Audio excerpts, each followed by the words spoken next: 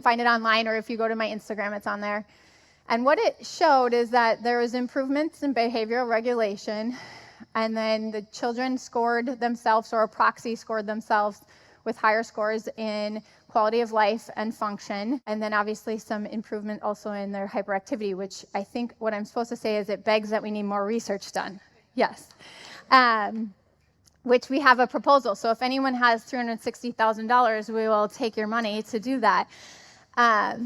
But we know that this is a piece of continuing to steward this project, is to have the research component. And earlier this year, we thought we were going to get money for this $360,000 from Wisconsin state government, because we had the right person in at the right thing, and then at the last minute we didn't get the money. And so I was like, okay, we can't plan for that yet. And then we had an opportunity through the federal government possibly to get the money, and then the government shut down. So we just know, okay, something will work out. Well, literally 4 weeks ago, we got a phone call from Life University. They had money gifted to them, or not gifted to them, granted to them, and the person that was supposed to do the research with them backed out. And so he's like, do you think we could do this research with you guys? And I was like, there it is. There it is, yeah.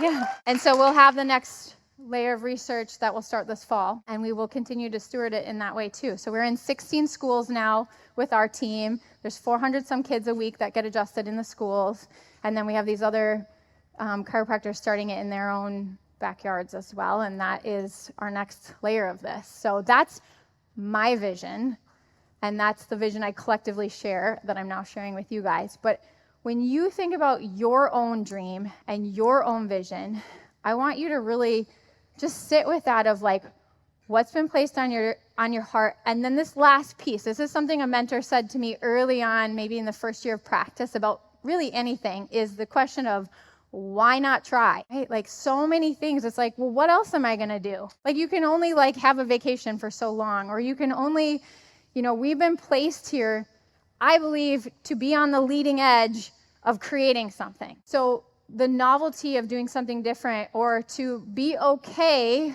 back to the morphic resonance idea, or this idea of it's okay to break what has been done, right? To think outside the box about things. Think, some this weekend is what is my version of this, right? Maybe it's the school thing too, and I'd love to chat with you about it. But whatever your version is, what's been placed on your heart, and what's your mission with that?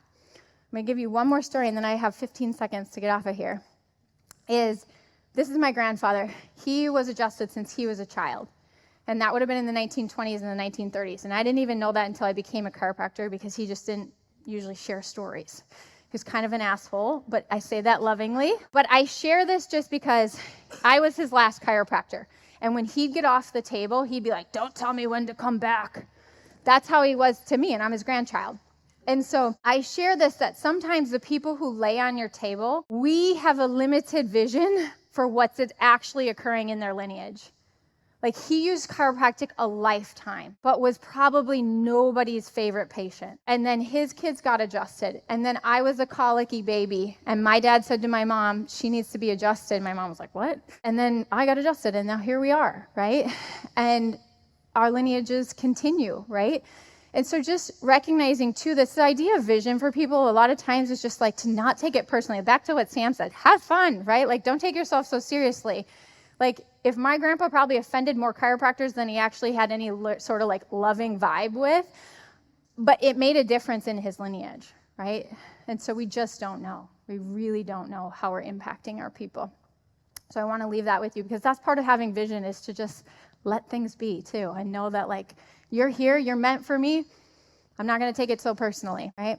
So at the end of this here, I just want to wrap it up and say, who do you get to be in your own storyline? Who do you get to step into, knowing that you can shift your tone, you can change your story, you can play a different harmonic, right, at any point, and it's going to require that of you.